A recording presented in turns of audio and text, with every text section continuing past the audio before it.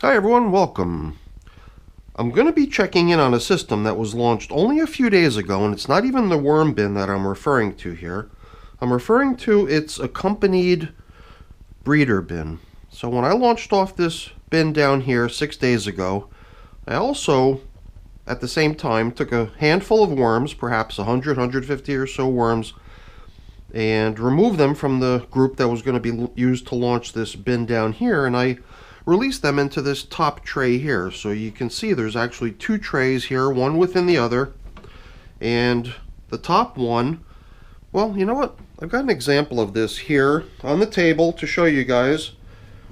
And then we'll bring those over there up onto the bench. But before we get started, I thought I would just show you this example of a similar setup.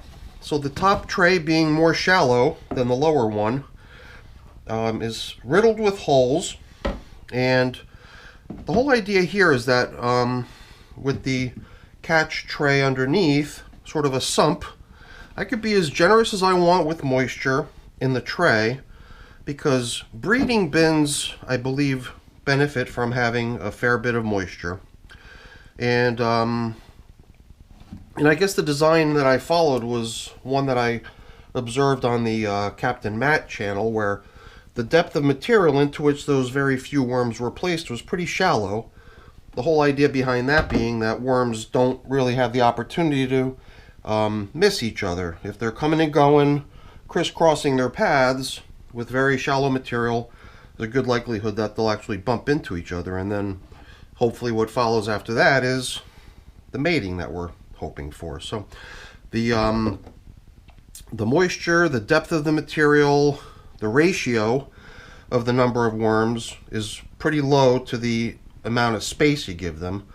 And I guess that's meant to ward off some sort of a response that happens in worms when they start to feel very crowded. They cut back on their mating. Here we want quite the opposite. We want them mating. And then I've got my worm chow here.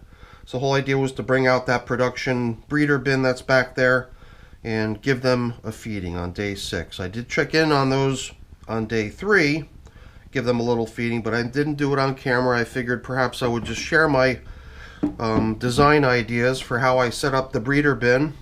And well, since I don't really do these breeder bins very frequently, I was kind of hoping that I might get some feedback from the viewers. So if you have any thoughts or comments about what you're seeing me do here, please chime in. Love to hear it. So let's get them up on the bench. Let's get these little guys fed. So now the other thing I failed to touch on earlier was the whole concept of there being a nice large amount of surface area for the worms. So I think one of the mistakes I made last time was that I used buckets, and if you look at this is the lid for one of the buckets that I used. But if you know how the bucket is shaped, they're tapered so that they could be stacked one inside the other.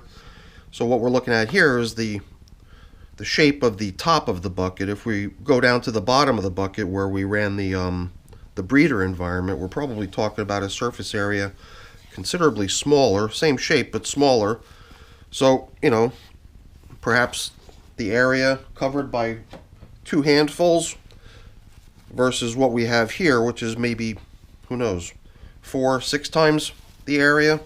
So I think running breeder bins in large flat trays versus deep small containers is also one of the ingredients for success. And you know, you noticed that this system was over by the window, right beneath my drafty window. So I think the other ingredient is warmth. I think you get perhaps better breeding outcomes if the worms are in an environment where they're warm and comfortable versus possibly getting a little bit chilly and maybe even going a little bit dormant. So I mean, there's one worm, you know.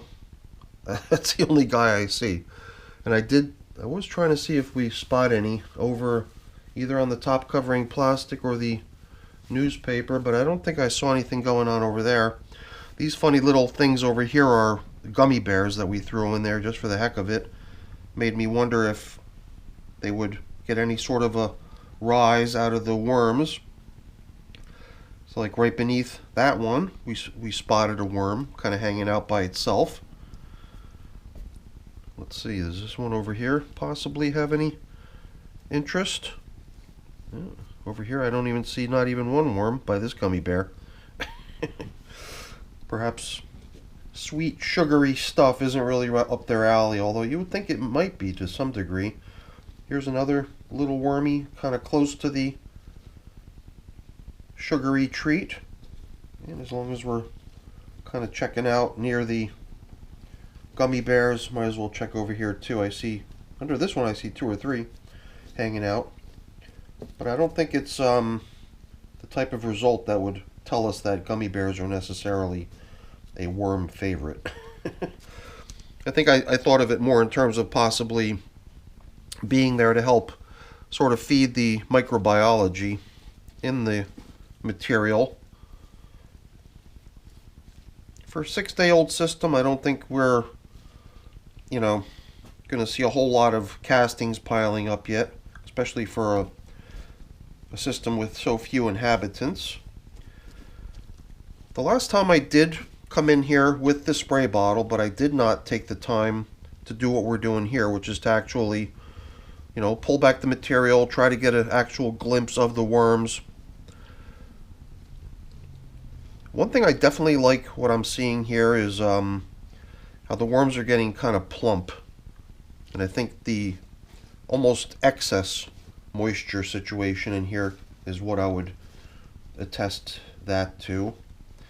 But then I think the size of the worms also once again goes back to the number of worms occupying a given space in terms of the ratio of worms to available space to occupy. I think there too, when worms are kind of crammed into a, you know, heavily populated area, their tendency to grow big will be sort of stifled. And perhaps it's to enable more and more worms to fit more easily into that cramped space. They sort of limit their growth, and you end up with very puny worms when they're living crowded.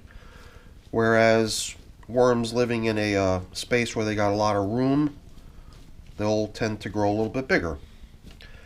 And you know, I'll admit, most of the things I'm speaking of here are just anecdotal, and I'm repeating them based on things I've heard, you know, doing my own research on stuff out there and things that you just hear while watching other people's worm farming videos. So, you know, how much accuracy there is to the stuff that I'm telling you guys is always stuff to be taken with a grain of salt. Certainly do your own research, especially if something I'm saying doesn't sound quite right. So this is pretty much the pattern I've been following here. I don't know why. I thought that perhaps it would reveal some sort of evidence of worm traffic or something like that. So I'm just going to stick with it. I have no reason to change it. And as far as bedding, I think they've still got plenty. And as far as moisture, this time I'm going to skip putting any in, because as you saw, we're pretty well covered here. The cover is going pretty much edge to edge, and I'm referring to the plastic covers, not the paper cover here. The you know, I am tempted at this point, just for the heck of it, because I do have a little bit of material resting here on my glove, and it seems like all we would need is a couple drops of water to return it to the bin, and at this point we get to just make the claim that we've also added moisture today, even though it wasn't a whole lot. Well, they created a little puddle there, but hopefully it'll just sort of soak down into the system, and perhaps even if it is excessive, it'll simply drain out the bottom and end up down in the sump.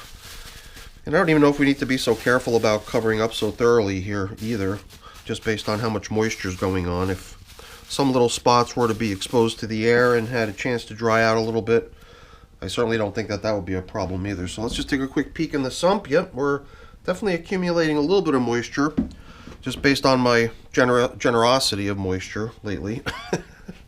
And that was pretty much by design too, but I didn't see any worms requiring rescue, so we're not going to sweat it.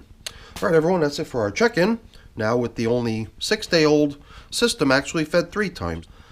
And I don't really have the opportunity to get back to this system for another 5 days. I'm going to be out of town for a couple days, so I was going to see about trying to maintain it every 3-day sort of interval between check-ins, but the next time is going to have to be a little bit longer just because of my availability. So that's it for the video, everyone.